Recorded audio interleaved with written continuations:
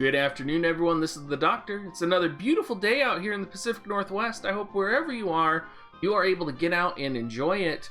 We are going to be going over Viktora today. If you haven't already, please make sure you hit that subscribe button. It is one of the best things you can do to support me, and we are trying to hit 5,000 subscribers right now. Taking a look at Viktora, you guys, I'm going to probably call her Viktora more than once in this video.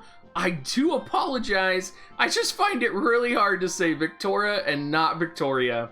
So her main job is Dragoon, her sub-job is Soldier, and her third sub-job is Thief. She does hail from Wazette, and she is a UR unit. She is Ice Element, so she's gonna be that counter unit to Lucia, and we're gonna be talking about that a lot as we're going through this video. She has a beefy HP 2259, Movement 3, Jump 4, because she is that main job Dragoon, Luck 156, Attack 261, she gets an additional plus 70 attack, an additional plus 20% base attack on top of that. That is going to put her well over 350 attack for all of her attacks, making her very powerful. Her agility is coming in at 54, but her ability board does give her an additional 8, making her come in at 62 agility, which is a very good agility for a Dragoon. Dexterity 154, and of course, she does get the TMR Greed Armor. It's going to be HP 502, Accuracy 12, Defense 8, and her Mastery ability is going to come in with Piercing Attack plus 10, and Cast Time minus 20%. That cast time minus 20% going to be extra powerful, remember, with all of her jumping techniques. Now, taking a look at her limit burst, it is called Sweet Trap. It is going to be piercing an ice element, and it's going to deal heavy damage to units within area and has a chance to inflict charm. You are probably not going to see this very much because it does require AP 49. What's also interesting about this is that it is a diagonal cross attack from her. So its applications are pretty limited. You're probably rarely going to use it. And in addition to that, the positioning is just a little weird for it. Now, in terms of her base resistances, she is going to have a 10% resistance to piercing. She's at 5% weak to blunt, 20% resistance to missile damage, and she is 20% weak to magic. She has minus 10% to fire and 20% resistance to wind. Keep in mind right now that's almost a base 40% resistance to all of Lucia's attacks. Put in the elemental bonus in there and it could potentially easily get up to 50%-ish. She does have a resistance to stop, she does have a resistance to immobilize, and she is just a little bit weak to Toad. Overall, she is the Lucia killer, and if you are just wanting to go on a Lucia murder spree in Arena, if that is your passion, she is going to be the unit for you. Now, taking a look at all of her abilities here, I have marked which ones are for her primary job here on Dragoon.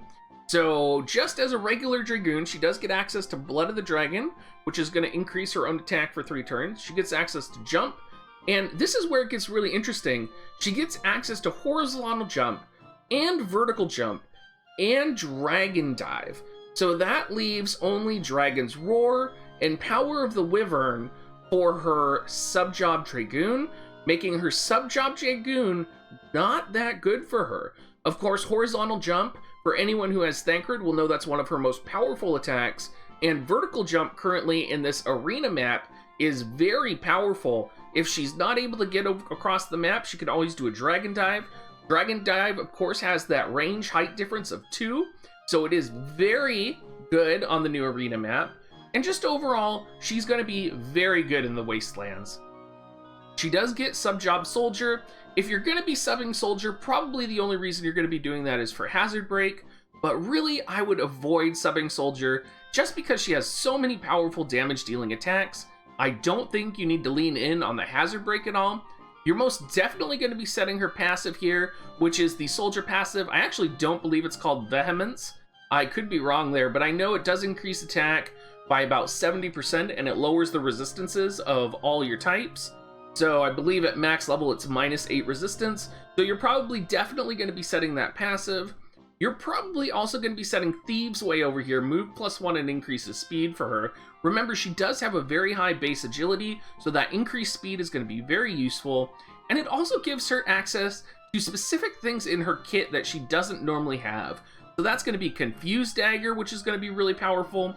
It's going to be Steal Time. It really opens up windows for her in terms of being able to survive a little bit more, or even opens up another option of attacking the enemy and maybe giving you the advantage that you need. You of course do have Steal Eyesight, Steal, Sneak Attack, Lurk in the Dark. Those are all great passive abilities, or great abilities you can pop.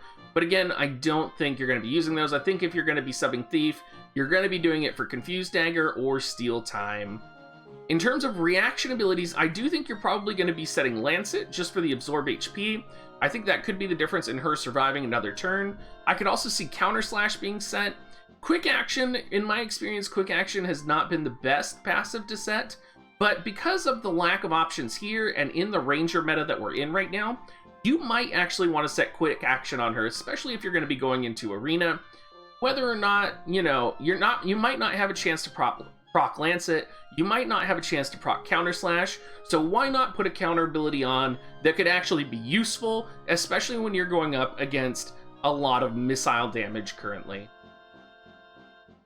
Now, in terms of equipment, she is going to get an Ice Spear farming event with her, and that's going to have Ice Attack 20 and Pierce Attack 15 on it, which is going to be absolutely bonkers. I would recommend going for the Assault version of this, which is going to offer 144 attack. I would not go for the critical hit because you are not going to be building her as a critical hit unit. If I was going to be going for the critical, it would probably be because I want to use Serge on my team, and he has more of a critical hit build option than she does. She does not have the critical hit buff that most sub-lancers get. She is a Dragoon, not a Lancer, so she is going to be focused on that attack value. She does have a high attack value, and getting that Ice Attack +20 is also going to be very nice. Now, if you didn't have access to this, or you're watching this video after her event ended, you could quite easily use the Drake's Horn Spear, another very viable spear that's very powerful that has multiple farming events for it. I would farm this one as a critical, just because you're probably going to be using it with your Lancers in the future as a critical spear. It also has Dragon Killer 20 and Pierce Attack 15 on it. So I mean, if you're going to farm the +5 version of this anyway, it is a good option if you're pulled Viktora and you're kind of like, well, I don't have access to the Ice Spear, what do I do?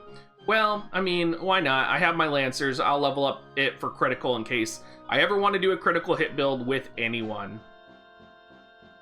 Now, in terms of cards for Viktora, I think one of the most underestimated cards is going to be Becoming Stronger Than Anyone Else. And I think this is not for Viktora, I think this is probably for another member in your party, but I think it's very important to mention here, because the party ability Cast Time -100 is going to be the equivalent of Cast Time -10% for all of her jumps, and it does make her jumps potentially more viable and more powerful, and it could be the difference between winning a battle and not winning a battle. So I could see this card being very powerful if used maybe in conjunction with a Stern, where maybe he uses Decider of Fate, or Medina uses Decider of Fate, guaranteed critical hit, so that means they're going to get that increased critical hit damage +10. Ketone would be a great option for this. Anything where someone can get a guaranteed critical hit to get the benefit of that critical damage +10, or maybe you're just going to be running a high attack comp, because Becoming Stronger Than Anyone Else does have one of the highest attacks out of any of the cards that are in the game right now. So maybe you just put it on a character and you run a full Dragoon comp. I think that would be a lot of fun, and it would be really interesting to see. Of course, dashing over a snowy field going to be one of the best piercing card options if you have it fully maxed out. And let's be honest, who hasn't pulled this card? Because of course it's the card nobody needs, and so it's the card that everybody is going to have. Pierce Attack +35 when fully maxed out, and the Agility +5 on the specific unit. Very powerful, but do keep in mind you do have to be, pairing it with other units who are going to be getting Pierce Attack up. Again, you're probably not going to be running 3 Pierce Attack units. It's going to have to be a very unique build for you to do that. Finally, we do have access to Ochu, who will be coming out alongside of Viktora and Salir. He is going to have a single effect of attack plus 20%, along with a party effect of piercing attack plus 20, kind of a lower level version of dashing over a snowy field, more easily accessible, and it does offer that attack plus 20% for the individual. So you could argue if there is only one, for example, character, if you're only having, say, maybe Viktora on your team, you could potentially get more damage by just putting the Ochu on her, getting that attack plus 20%, and having that piercing attack plus 20. You could make that argument, I think. Now, of course, we do have Ifrit for the recommended Esper, and I would say it's hard to argue that any other Esper is going to be best for her, because Ifrit does come with attack plus 7%, which, remember, her base stats are incredibly beast for attack.